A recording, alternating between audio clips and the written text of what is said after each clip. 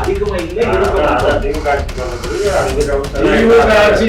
யார் ஆட்சின்னு என்னையா சுத்தமா நீ கதை விட்டுட்டு சொல்றீங்க? நான் என்ன சொல்றேன், குறைவா இருக்கு, அதை கூடுதலா பண்ணணும்னு சொல்றேன். நாங்க ஆட்சிக்கு வந்த உடனே இந்த மாதிரி ஆட்களுடைய தொந்தரவு எங்களுக்கு காலல. எதை செய்யறது எதை செய்யக்கூடாதுங்கிறது எங்களுக்கும் தெரியல, புரியல. பல்வேறு இம்சைகள் எங்க விடிய அரசுன்னு சொன்னது இந்த எடப்பாடி பழனிசாமி. இப்போ ஓரளவுக்கு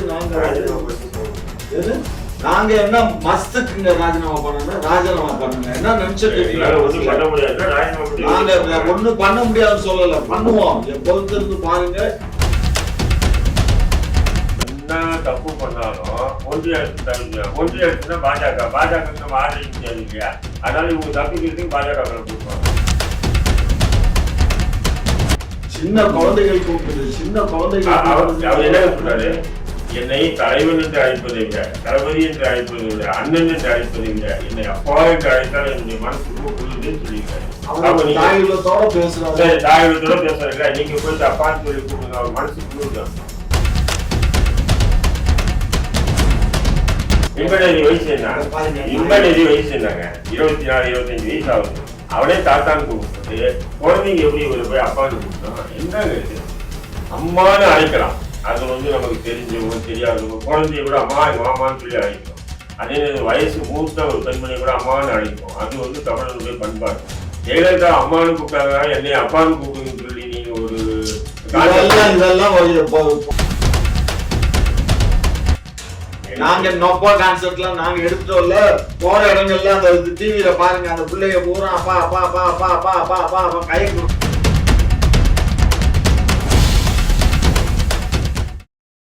குக்கு செய்தி இணையர்கள் அனைவருக்கும் வணக்கம். வணக்கம் ஐயா. ஐயா, இன்னைக்கு நம்ம திமுக அரசுல பாத்தீங்கன்னா நிறைய பாலியல் குற்றங்கள், தினந்தோறும் பாலியல் குற்றங்கள் நடந்துட்டு இருக்கு. இது காரணம் திமுக அரசின் சட்ட சீர்கேடு தானே காரணம். இன்னைக்கு காலையில பாத்தீங்கன்னா கோவையில 17 வயது 7 கல்லூரி மாணவர்கள் கூட்டு பாலியல் வன்கொடுமை செய்திருக்காங்க கோவையில். இது தொடர்பாக கைது செஞ்சுருக்காங்க. ஆனால் தினந்தோறும் கைதுகள் நடக்குது. இந்த கைதுகள் நடந்து என்ன கடுமையான சட்டங்கள் இருந்தால் தானே இது தினந்தோறும் குற்றங்கள் நடக்காது. அதாவது இப்போது கடந்து முடிந்த சட்டமன்றத்தில் கடுமையான குற்றச்சாட்டுகள் அடிப்படையில் அவர்கள் மீது இந்த போன்றவர்கள் ஏற்படுகின்றவர்களுக்கு கடுமையான தண்டனை வழங்கப்படும்னு சட்டம் நிறைவேற்றப்பட்டிருக்கு. அந்த சட்டம் நடைமுறைக்கு வந்துருச்சு, ஜீவோ கையெழுத்தாகி வந்துருச்சு. இப்போ இவங்களை எல்லாம் போசோ சட்டம்னு ஒன்று இருக்கு, அதுக்கப்புறம் ரெகுலர் போடுற சட்டம் இருக்கு. அந்த சட்டத்தை கற்று இப்போ இந்த சட்டம் இவங்க சிறையிலிருந்து வெளியிலேயே வர முடியாத அளவுக்கான சட்டங்கள்லாம் இப்போ ஏற்றப்பட்டிருக்கு. சரியா? இன்னும் சொல்ல போனா இது போன்ற குற்றவாளிகளுக்கு தூக்கு தண்டனை கொடுக்குற அளவுக்கு இப்ப சட்டம் திருத்தம் செய்யப்பட்டிருக்கு. இப்ப இந்த 7 பேர் மேல போஷோ சட்டத்துல உடனடியாக கைது செய்யாச்சு. ஏன்னா 17 வயது பொண்ணு மைனர் கேர்ள் அவங்க ரேப் பண்ணதுனால அவங்க மீது போஷோ சட்டம் 7 பேருக்கு மேல போட்டாச்சு. அதுக்கப்புறம் வழக்கு நடந்து இவங்களுக்கு கண்டிப்பா நாங்க தூக்கு தண்டனை எல்லாம் மரண தண்டனை வாங்கி கொடுப்போம். இதுல ஒன்றும் ஆட்சேபம் இல்லை. இது டெய்லி இந்த மாதிரி பேப்பர்ல வருது. தினத்துக்கு இந்த மாதிரி தண்டனைகள், குற்றவாளிகள் தண்டிக்கப்படுறாங்க. ஆசிரியர்கள் இந்த மாதிரி பண்ணாக்க அவங்களுடைய சர்டிபிகேட்டை கேன்சல் பண்றதோடு மட்டும் இல்லாம அவங்க அரசு பணியையும் நீக்கிடுவோம் அப்படின்னு சொல்லி அதுலேயே நடவடிக்கை எல்லாம் எடுத்துக்கிட்டு இருக்கோம். இப்படியெல்லாம் இருந்தும் கூட இந்த மாதிரி குற்றங்கள் இந்த மாதிரி நடக்குது. இது ஏதோ என்ன இதை மந்திரிச்சு விட்ட, சில பேர் சொல்லுவாங்க இல்லடா இவன் மந்திரிச்சு விட்ட மாதிரி தெரியுறான் அப்படிம்பாங்க கிராமப்புறங்கள்ல. அந்த மாதிரி இப்ப மந்திரிச்சு விட்ட மாதிரி எங்க பார்த்தாலும் இந்த மாதிரி குற்றங்கள் நடக்குது. இப்ப ரயில்வே ஸ்டேஷன்ல இருந்து இறங்கி போன ஒரு காவலரையே ஒருத்தன் தள்ளி விட்டு ரேப் பண்ண பாக்குறான் அப்படின்னு சொன்னா இதுக்கு மேல என்ன வேணும்? இந்த அரசு இது போதாது. காவலர்களை இன்னும் முடிக்க விடணும். காவல்துறை கண்காணிப்பு இன்னும் அதிகப்படுத்தணும். எல்லா இடங்கள்லயும் காவலர் இல்லாத இடமே இல்லைன்னு சொல்ற அளவுக்கு இருக்கணும். பெட்ரோல் வண்டி போட்டால் மட்டும் போதாது. ஒரு இடத்துல போய் வண்டியை நிப்பாட்டிட்டு அவங்க பாட்டை கேட்டுக்கிட்டு டீயை சாப்பிட்டுக்கிட்டு போன்ல பேசிட்டு உட்காந்துருக்காங்க. அது வரல, ரவுண்ட்ஸ் சுத்திக்கிட்டே இருக்கணும். ஏரியாக்குள்ள காவல் போலீஸ் வந்துகிட்டே இருக்குங்கிற மாதிரி இந்த பெட்ரோல் வண்டி அதுல இருக்க ஒரு எஸ்ஐ 4 கான்ஸ்டபிளோ 3 கான்ஸ்டபிளோ சுத்திக்கிட்டே வந்தா தான் ஓரளவுக்கு போலீஸ் போயிட்டு இருக்குன்னு ஒரு பய உணர்வு வரும். இதை முதல்வர் கவனத்துக்கு நான் கொண்டுட்டு வரேன். ஏன்னா முதல்வர் கண்டிப்பா செய்வாருங்கிற நம்பிக்கை எனக்கு இருக்கு. ஆனா நான் நேரா சந்திக்கும் போது முதல்வர்கிட்ட இதை பத்தி பேசலாம்னு தான் இருக்கேன். காவலர்கள் வந்து சுத்திக்கிட்டே இருந்தாங்கன்னு சொன்னா குற்றங்கள் நிறைய குறையும். ஆனா இந்த இப்ப இருக்கக்கூடிய காவலர்கள்ல சில ஆய்வாளர்கள்லாம் என்ன பண்றாங்க, நாங்க நைட் ரோந்து போனோம் அப்படின்னு சொல்லிட்டு காலையில ஸ்டேஷனுக்கு வர்றதே 12 மணிக்கு தான் வர்றாங்க. ஏன்னா நாங்க காலையில ஒரு 2 மணி நேரம் 3 மணி நேரம் தூங்கிட்டு வர்றோம் அப்படின்னு எல்லாம் டாவடிக்கிறாங்க. எந்த ஆய்வாளர் வந்து நைட் ரவுண்ட்ஸ் போறாங்க? நைட் ரவுண்ட்ஸ் எந்த ஆய்வாளர் போயிருக்காரு? நான் ஒரு ஆய்வாளர் கூட இதுவரை ரோட்ல பார்த்ததே இல்லை. நானும் பல நேரங்கள்ல 10 மணில இருந்து 12 மணி 1 மணி வரையும் கூட சில ஊடகங்கள்ல பேசிட்டு வரையில பார்த்திருக்கேன். ஒருத்தருமே ரோட்ல கிடையாது, ஆய்வாளர்கள் கிடையாது. அங்க ஒண்ணு இங்க ஒண்ணுமா ஏதாவது கான்ஸ்டபிள் ஒன்னா நிப்பாங்களே தவிர வேற யாரும் இருக்கிறது இல்லை. ஆகையினால அந்தந்த ஸ்டேஷன்ல லா அண்ட் ஆர்டர்ல இருக்கக்கூடியவங்களை வந்து கடுமையாக்கணும். கடுமையாக்கி அவங்க வந்து கண்டிப்பா வந்து அவங்க ஜூரிசெக்ஷன்ல இந்த மாதிரி செயல்கள் நடந்தா அந்த ஆய்வாளர் பணி நீக்கம் செய்யணும். எப்படி பள்ளியில இருக்கக்கூடிய ஆசிரியர்கள் தவறு பண்ணா நடக்குதோ அதே மாதிரி அந்த பள்ளி எந்த ஜூரிசெக்ஷன்ல இருக்கோ அந்த ஜூரிசெக்ஷனை சேர்ந்த அந்த ஸ்டேஷன் கண்ட்ரோல் யாரோ அவரையும் இந்த மாதிரி பண்ணணும். அப்பதான் அப்படி எல்லாம் நடவடிக்கை எடுத்தால்தான் இது வந்து விழிப்புணர்வு மக்கள்கிட்டையும் வரும். இது தவறு செய்ய நினைக்கிறவனும் பயப்படுவான். அப்ப இந்த காவலர்களும் இவங்களும் சரி இது தப்பு, நம்ம எங்கேயோ ஒண்ணு நடந்தா கூட நமக்கு தான் வந்து விடியும், ஆகையினால நம்ம கேர்ஃபுல்லா இருக்கணும் அப்படின்னு சொல்லி இருப்பாங்க. அதனால என்னுடைய ஹம்பல் ரெக்வஸ்ட், அக்கரன்ஸ் நடக்கிற ஏரியால இருக்கக்கூடிய அந்த ஆய்வாளரோ அல்லது அந்த சப் இன்ஸ்பெக்டரோ இவங்க குறைந்தபட்சம் 3 பேர் 4 பேரை வந்து சஸ்பெண்ட் பண்ணி அவங்க மேல விசாரணை பண்ணணும், இல்ல பணி நீக்கம் பண்ணணும். இந்த மாதிரி பண்ணோம்னா இந்த குற்றங்களை உடனடியா நிப்பாட்டலாம். என்னடா இவர் இப்படி பேசுறான்னு பாக்காதீங்க. எங்கேயோ இடி இடிக்க இங்க வந்து இடி விழுகுதுன்னு சொல்ற மாதிரி எவனோ ஒருத்தர் ரேப் பண்ண அதுக்கு ஆய்வாளர் என்ன பண்ணுவாங்க கதையெல்லாம் இங்க வேண்டாம். இவங்க சுத்தமா இவங்க கரெக்டா கணக்கு இல்லாம இருந்தாங்கன்னா இந்த மாதிரி குற்றங்கள்லாம் நடக்காது. புரியுதுங்களா? ஆகையினால இப்ப காவல்துறையை வந்து இவர் கண்காணிக்கணும். சட்டம் ஒழுங்கு திமுக ஆட்சியில மோசமா இருக்குன்னு அவர் சொல்றது கரெக்டா ஏத்துக்கிறீங்களா? இல்லைங்க, சட்டம் ஒழுங்கு மோசம்னு சொல்ல இயலாது. நான் என்ன சொல்றேன், இன்னும் வந்து கண்காணிப்பு அதிகப்படுத்தணும்னு சொல்றேன். அதாவது போலீஸ், நீங்களே சொல்றீங்க போலீஸ் ரோந்து இல்ல, அதிகாரிகள் ரோந்து இல்ல. ஆமா சார், என்ன அர்த்தம்? சட்டம் ஒழுங்கு அவரே ஒத்துக்கிறார் திமுக சட்டம் ஒழுங்கு. நான் வந்து அதுக்கு வந்து முட்டு கொடுக்க விரும்பலங்க.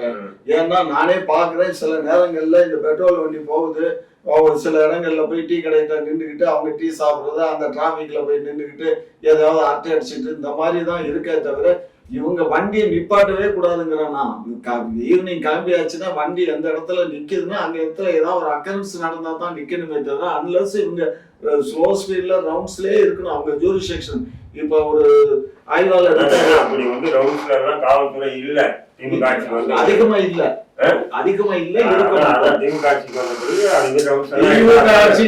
யார் ஆட்சின்னு என்னையா சுத்தமா நீ என்ன கதை விட்டுட்டு இருக்கீங்க? சொல்றீங்க நான் என்ன சொல்றேன், குறைவா இருக்கு அதை கூடுதலா பண்ணணும்னு சொல்றேன். இத வந்து சரியில்லை திமுக அரசு இங்க பாரு, எல்லாத்துக்கும் திமுக அரசு குற்றம் சாட்டாதீங்க. பாகிஸ்தான் அரசு சொல்ல வேண்டாம். நான் என்ன சொல்றேன், இங்க இருக்கக்கூடிய இந்த களவாணிகளுக்கும் கொஞ்சம் புத்தி வேணும். ஏன்னா இந்த 7 ரூபாய் கல்லூரியில படிக்கிற பயல்களுக்கு அறிய வேணாமா? 17 வயசு பிள்ளைய நம்ம ரேப் பண்ணா நம்ம காவல்துறை விட்டுடும்னு நினைக்க வேணாமா? அந்த நிலைக்கு போறதுக்கு என்னன்னு நீங்க உடனே சொல்லுவீங்க, மத்து கஞ்சா சாராயம் பாட்டில்னு சொல்லுவீங்க. இங்க பாருங்க,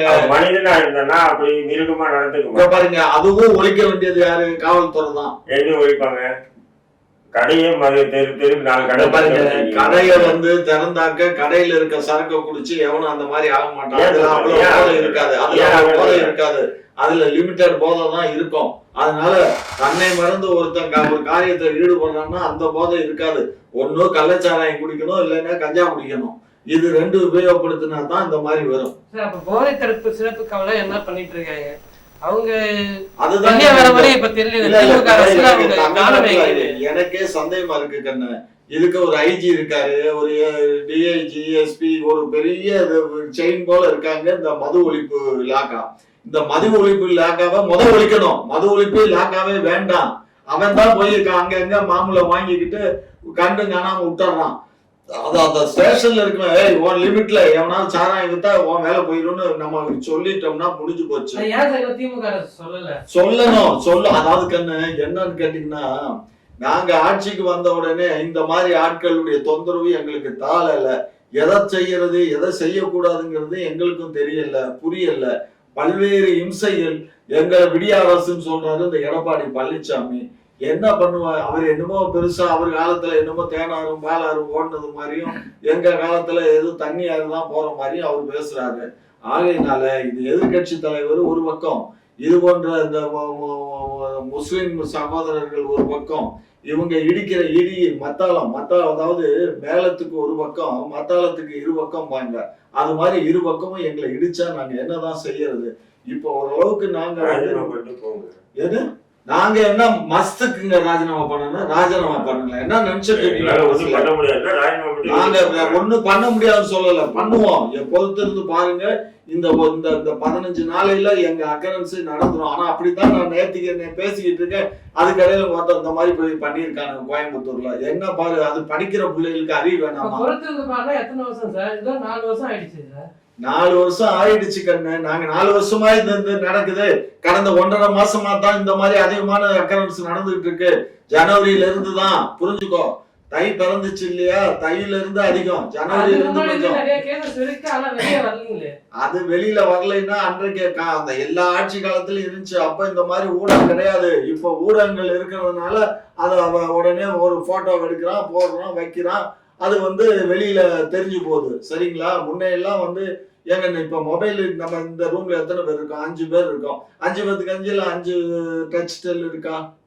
உலகம் எங்க வந்துருச்சு பாத்தீங்களா? நாங்க இதே போன் பண்ணோம்னா, நான் எனக்கு சொந்த ஊர் மதுரைக்கு என் வீட்டுல போன் இருக்கு, லேண்ட்லைன். பண்ணணும்னா ஹெட் போஸ்ட் ஆபீஸ் போகணும், 100 ரூபாய் கட்டணும், ஒரு அப்ளிகேஷன் கொடுப்பான், அதை எழுதி கொடுக்கணும், ஃபில்அப் பண்ணி கொடுக்கணும், வருஷம் நிற்கும். அதை கொடுத்துட்டு இந்த கியூல நிக்கணும். ஒவ்வொருத்தரா பேசிட்டே போவாங்க. அதுக்கப்புறம் நம்ம டர்ன் வரும், நம்ம போய் பேசணும்.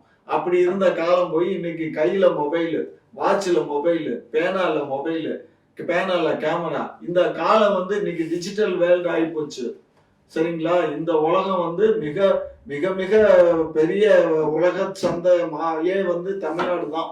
இன்னைக்கு தமிழ்நாட்டுல தான் ஆப்பிள் போனே 1.25 கோடிக்கு வித்திருக்கோம். ஆப்பிள் போன் எவ்வளவு வித்திருக்கோம்? லட்சம், 1.25 லட்சம் கோடிக்கு விற்பனை ஆகியிருக்கு ஒரு ஆண்டுல. அந்த அளவுக்கு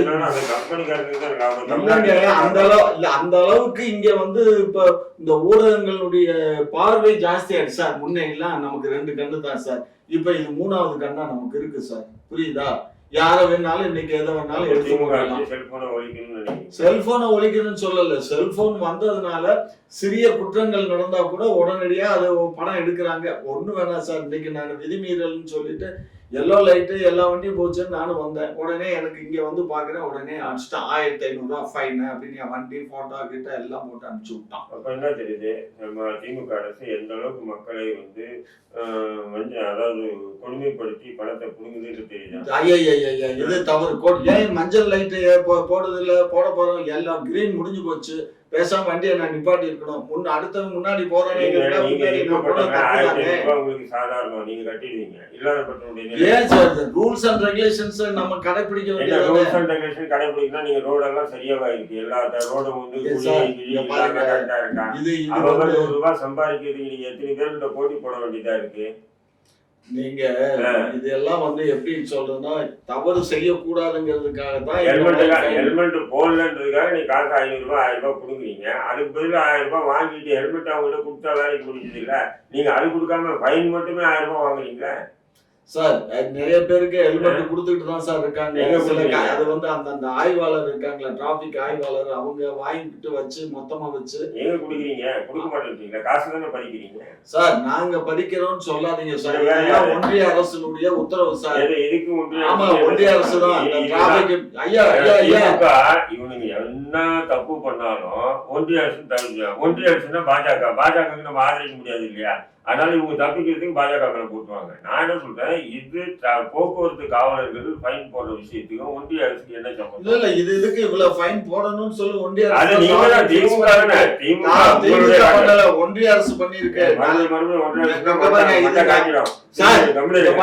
ஒன்றிய அரசுக்கு போக்குவரத்து துறைக்கு என்ன சம்பந்தம் இருக்கு? ஆல் ஓவர் இந்தியாவுக்கு போட்டிருக்காங்க. என்ன போட்டிருக்கான்?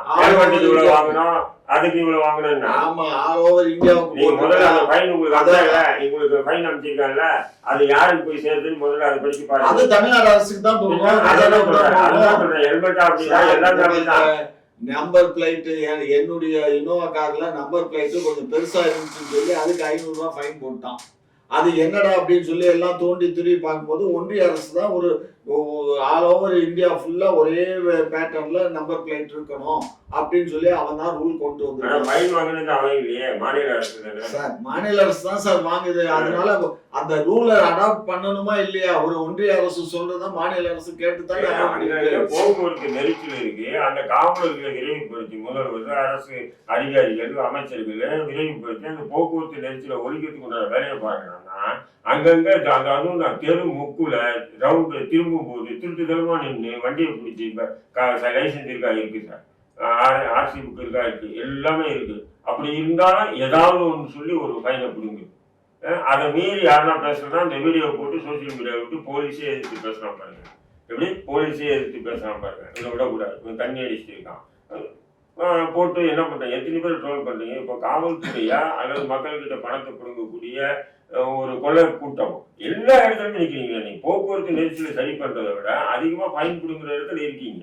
கேட்டா இப்போ சொல்றாரு, இவரே ஒத்துக்கிட்டாரு எல்லாத்தையுமே. இப்ப நீங்க கேட்ட கேள்விக்கு இவரே ஒத்துட்டாங்க, திமுகவுடைய ஆட்சியில் சட்டம் ஒழுங்கு ரொம்ப ஒஸ்டா இருக்கு அப்படின்னு அவரே ஒத்துக்கிட்டாரு. ரொம்ப ஒஸ்டா இருக்குன்னு நான் சொல்லல, சும்மா அந்த கதையெல்லாம் விடாதீங்க. உள்ளூர் கோடை நான் உதாரணம் சொல்ல பாருங்க, இந்த ஒரு மாசத்துக்கு மட்டுமா இருக்கு கிருஷ்ணகிரியில வந்து 8ஆம் வகுப்பு மாணவி 3 ஆசிரியர்கள் பாலியல் தொல்லை பண்ணியிருக்காங்க. மணப்பாறையில ஆதிதிராவிட பள்ளி மாணவிக்கு பாலியல் தொல்லை. அதே மணப்பாறையில 4ஆம் வகுப்பு படிக்கக்கூடிய ஒரு பெண் குழந்தைக்கு இது. அதே மாதிரி கிளம்பாக்கம் வந்து மேற்கு வங்க சிறுமி வந்து ஆட்டோல கடத்திட்டு போய் பாலியல் வன்கொடுமை. சென்னையில 13 வயது சிறுமி, சேலத்துல 7ஆம் வகுப்பு மாணவிக்கு பாலியல் தொல்லை, திண்டுக்கல்ல அரசு பள்ளி மாணவிக்கு பாலியல் தொல்லை, திருப்பூர்ல அரசு பள்ளி மாணவிக்கு பாலியல் தொல்லை, கரூர்ல பள்ளி மாணவிக்கு பாலியல் தொல்லை. இப்படி பாருங்க போயிட்டே இருக்கு. இப்ப கடைசியா இப்ப சொன்ன தம்பி கோயம்புத்தூர்ல வந்து 7 சார், நாங்க இதெல்லாம் மறுக்கல சார். குற்றவாளிகளை கைது செய்தோமா இல்லையா, அவர்கள் மீது வழக்கு தொடுத்தோமா இல்லையா, என்ன பேசுறீங்க? இந்த நொற்ற வேலை பத்தி பேசாதீங்க. நாங்க குற்றவாளியை கண்டுபிடிச்சோம். அண்ணா பல்கலைக்கழக மாணவி கூட குற்றவாளியை கண்டுபிடிச்சீங்க. ஆனா குற்றவாளியை விரிவான விசாரணை பண்ணி அதுக்கு மூலம் யாருன்றது கண்டுபிடிச்சீங்களா? முக்கியமான குற்றவாளி அதாங்க யாரு சாரு சார், அந்த சாரு நீங்க தான். கொஞ்சம் பொறுங்க. நேத்துக்கு உயர் நீதிமன்ற சபாநாயகர் பேச என்னுடைய தம்பி ஞானசேகரனுடைய அவன் ஞானசேகரன் பேர்ல வேற யாருமே இருக்கு. ஞானசேகரன் பேர்ல இந்த ஞானசேகரன் தான் பேசுறான். அந்த ஞானசேகரன் உட்காந்துருக்கும் போது தம்பி ஞானசேகரன் அவன் இல்லங்க, சும்மா இந்த மாதிரி பேச உயர் நீதிமன்றம் அவன் ஒரு பத்திரிகையாளர். அந்த ஞானசேகரன் தான் பேசுறாப்பல. கஸ்டடி எடுத்திருக்காங்கன்னு எந்த ஞானசேகரன் கஸ்டடி எடுத்தாங்க? பத்திரிகையாளர் கஸ்டடி எடுத்தாங்க. அந்த ஞானசேகரன் தம்பின்னு சொன்னது சபாநாயகர் சொன்னது வேற ஆளு. அப்பமே பிரஸ்ல அவரே சொல்றாங்க, இந்த மாதிரி இதை பூரா டோல் பண்ண போறாங்க, நீங்க ஏப்பா உன் பேரை மாத்தியாவது தொலையப்பா, இந்த பேரை வச்சு என்ன டோல் பண்ண போறாங்கன்னா அந்த கூட்டத்தையே பேசுறாரு. நீங்க என்னமோ விலை பிடிச்சிட்டு பேசுறீங்க. நேத்து உயர் நீதிமன்றம் என்ன உத்தரவு போட்டுச்சு? இந்த அண்ணா பல்கலைக்கழகத்தினுடைய வழக்கை சரியான முறையில தமிழ்நாடு அரசு கையாண்டிருக்கு, அவங்களுக்கு எங்களுடைய வாழ்த்துன்னு சொல்லி நேத்திக்கு சொல்லி இருக்கு உயர் நீதிமன்றம். சென்னை உயர் நீதிமன்றம் இருக்குங்க. நேத்து இது 4:30 சொல்லியிருக்காங்க. சொல்ல வேண்டியிருக்கு. இது காவல்துறையும் தமிழ்நாடு அரசும் ரொம்ப சிறப்பான முறையில இது கையாண்டிருக்கீங்கன்னு சொல்லியிருக்காங்க. என்ன பண்றது, அதே நீதித்துறை தான் வந்து இறந்த பெண்ணுடன் உறவு கொண்டது சட்டவிரோத நீதிபதிகள் சொல்லியிருக்காங்க. வரவேற்கக்கூடிய முடியுமா? ஒரு பெண் நீதிமன்றம் சொன்னது இறந்துச்சு, இறந்த பெண்ணுடன் உறவு கொண்டதுக்காக கைது பண்ணி அவங்க சிறையில் வச்சு தண்டனை கொடுக்குறாங்க. உச்ச நீதிமன்றத்தின் மேல்முறையீடு போகும்போது நீதிபதி சொல்றாரு, அவன் இறந்த பிறகு உறவு கொண்டதுனால இது சட்டவிரோதமான இது குற்றமாகாதுன்னு சொல்லி அவனை விடுதலை பண்ணியிருக்காங்க. இப்படிப்பட்ட நீதிபதிகளே இருக்காங்க. அதனால நீதிபதி சொல்றாங்க வானத்திலிருந்து குறித்த தேவதூதர்கள் எல்லாம் இல்லை, அவங்க உண்மையை தான் பேசுவாங்கன்னு. அதுக்காக அந்த மணிமூலத்தை கட்டிக்கலாம் விரும்ப முடியாது. நான் சொல்றேன், இவ்வளவு கொடூரங்கள் தொடர்ந்து நடந்துட்டு வருது இல்லையா தமிழ்நாட்டுல. இந்த கொடூரங்களுக்கு தமிழக அரசுடைய நடவடிக்கை எடுத்தா ஒரு மயிலும் எடுக்கிறது இல்லை. அமைதியா இப்படிதான் உட்காந்துட்டு வேக்கானம் பேசிக்கிட்டு அந்தந்த நேரத்துல இப்ப என்ன சொன்னா, இப்ப தமிழ்நாட்டினுடைய சட்டம் ஒழுங்கு பிரச்சனை எல்லாம் திசை திருப்பத்துக்காக இந்த இந்தி திணிப்பு மத்திய அரசு கொண்டு வந்திருக்கக்கூடிய மும்மொழி கொள்கைன்னு இருக்கு இல்லையா, இந்த விஷயத்தை வச்சு என்ன பண்றாங்க, எல்லா இடத்துலயும் ஆர்ப்பாட்டம். யாருக்கு எதிராக ஆர்ப்பாட்டம் பண்றீங்க? மத்திய அரசுக்கு எதிராக பண்றீங்க. நான் ஒரே ஒரு கேள்வி கேட்டேன் திமுக கிட்ட, மத்திய அரசுக்கு எதிராக ஆர்ப்பாட்டம் ஏன் பண்றீங்க? 80% தனியார் பள்ளி கல்லூரிகள் இருக்கு இல்லையா, அந்த 80% தனியார் பள்ளி கல்லூரியில மும்மொழி கொள்கை தொடர்ந்து நடைமுறையில் இருக்கா இல்லையா, அதை நீங்க ரத்து பண்ணுங்க. ஒரு ஸ்ட்ரிக்டா ஆர்டர் போடுங்க தமிழக அரசு சார்பா. என்னங்க, தனியார் பள்ளி கல்லூரிகள மும்மொழியே இருக்கக்கூடாது, 2 மொழி தான் இருக்கும், ஒன்று தமிழ் இன்னொன்று ஆங்கிலம். மும்மொழியே இருக்கக்கூடாது, சும்மா இருக்கு, மும்மொழியே இருக்கக்கூடாதுன்னு ஒரு சிஸ்டத்தை நீங்க சட்டம் முயற்றுங்க. மீறி ஏதாவது தனியார் பள்ளி கல்லூரி சிபிஎஸ்இ உட்பட தனியார் பள்ளி கல்லூரியில தமிழ்நாட்டுல யாராவது ஒருத்தர் மும்மொழி கொள்கை கடைபிடிச்சா அவங்களுக்கு நாங்க வந்து இது ரத்து பண்ணுவோம்னு சொல்லுங்க.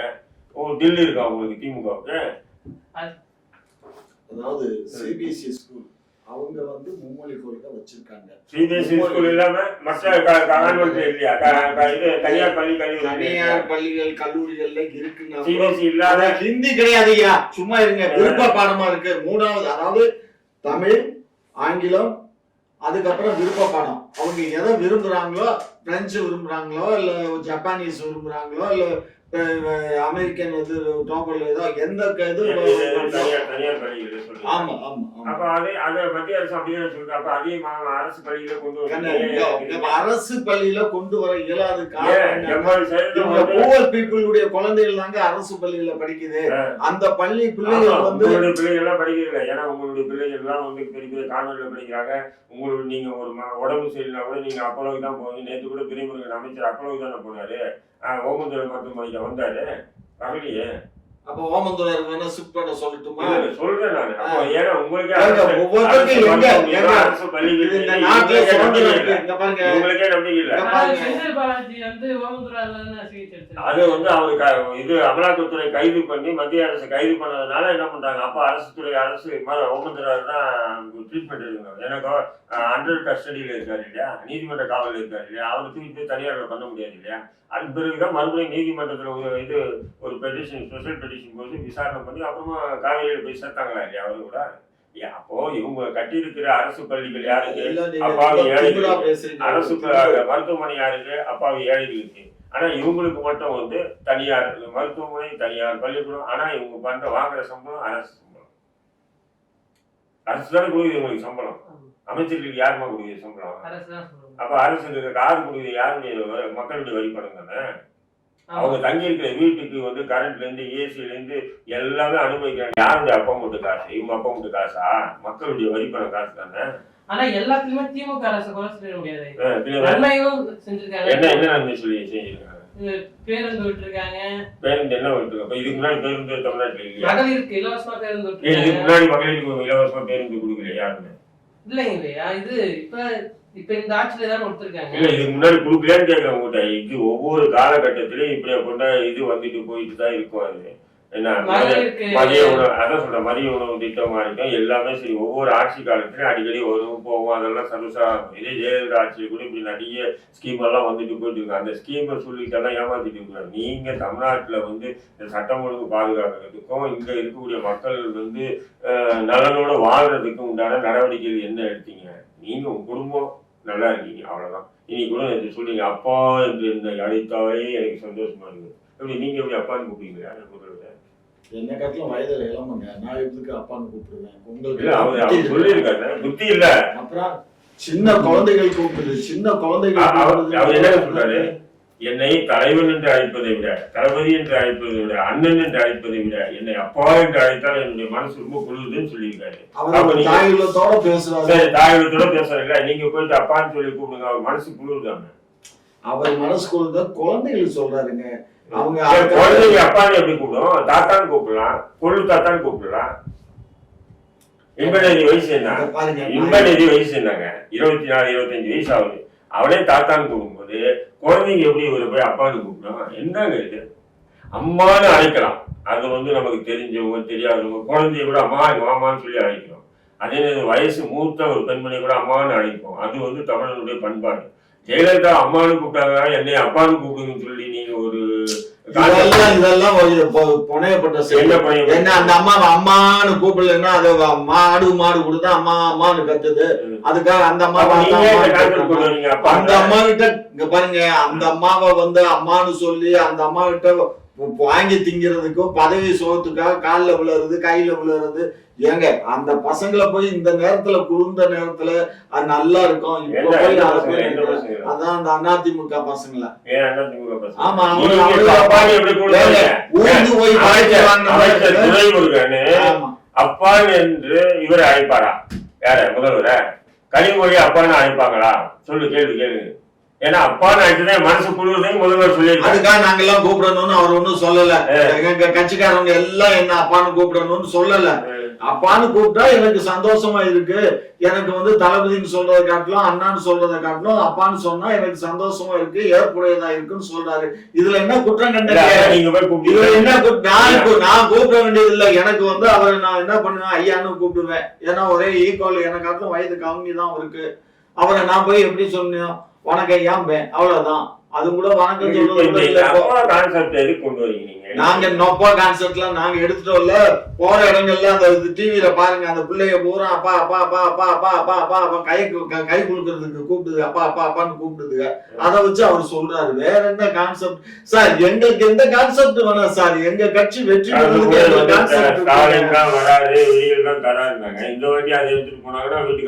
அதெல்லாம் எங்களுக்கு சொன்னாரு பாருங்க, குழந்தைங்களும் அப்பா அப்பான்னு எந்த குழந்தைங்க அப்பா அப்பான்னு கூப்பிடுங்க. குழந்தைங்க கூப்பிடட்டும், பாட்டன்னு கூப்பிடட்டும், நன்னான்னு அது வேற விஷயங்க. நீங்க அதை ஒரு ட்ரெண்டாக பாக்குறீங்களே, நீங்க ஏன் உட்காந்து பேசுறீங்க? உங்களுக்கு எங்க எரியுது? இவரு சைலண்டா இருந்தாவே அந்த டாபிக் இல்ல. இவரு உட்காந்து ஒரு வீடியோ வெளியில என்ன அப்படி அழைக்காதீங்க, இப்படி அழைக்காதீங்க, என் அப்பான்னு அப்படிதான் என் மனசே குளிருது அப்படின்னு வீடியோ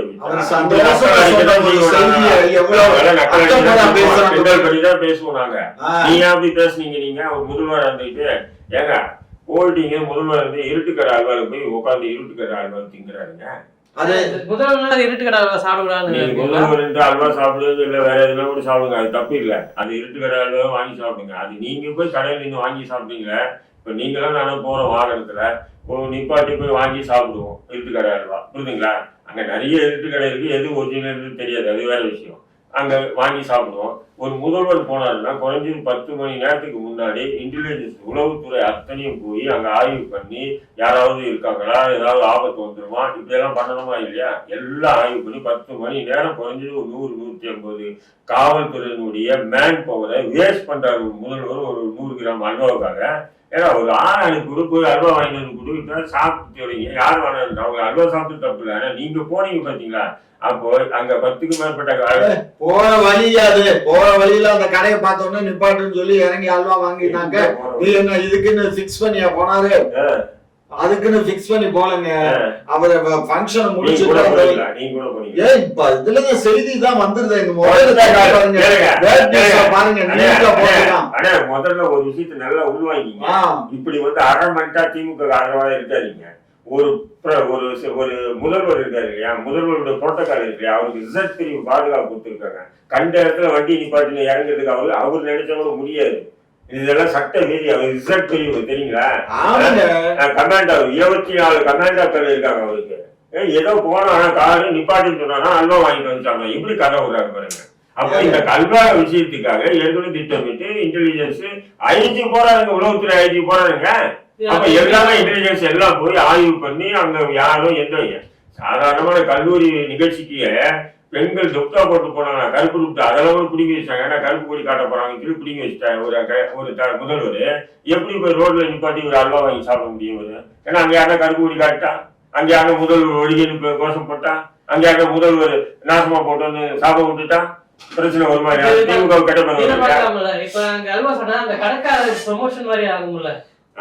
கடைக்காரங்க உண்மையிலே யூடியூப் காரன் செய்யற வேலையை முதல்வர் செஞ்சிருக்கேன். எப்படி இந்த யூடியூப் சில யூடியூப்ல ஒரு ஹோட்டலுக்கு சாப்பிட்டு பாருங்க, இந்த சிக்கன் 65 சூப்பரா இருக்குங்க, இவர இன்டிமெண்ட் இருக்குங்க, இது பாருங்க இந்த டேஸ்ட் இருக்கு பாருங்க, இது எப்படி இருக்கு, இது பாருங்க இந்த சிக்கன் ஃப்ரை எப்படி இருக்கு பாருங்க, இது பாருங்க இப்படி இருக்குன்னு சொல்லிட்டு யூடியூப்ல ப்ரோமோட் பண்ணுவாங்க கடைக்கு. அந்த மாதிரி முதல்வர் பிரமன் பண்ணி ஏங்க, வந்திருக்காரு. குற்றம் இங்க கண்டுபிடிக்கிறது பெண்கள் வந்து இதெல்லாம் குழந்தைகள் வந்து 7 பேர் சேர்ந்து இது பாலியல் வன்கொடுமை பண்ணியிருக்காங்க. ஒரு 17 வயசு சிறுமியை. இதுக்கெல்லாம் என்ன காரணம்? இது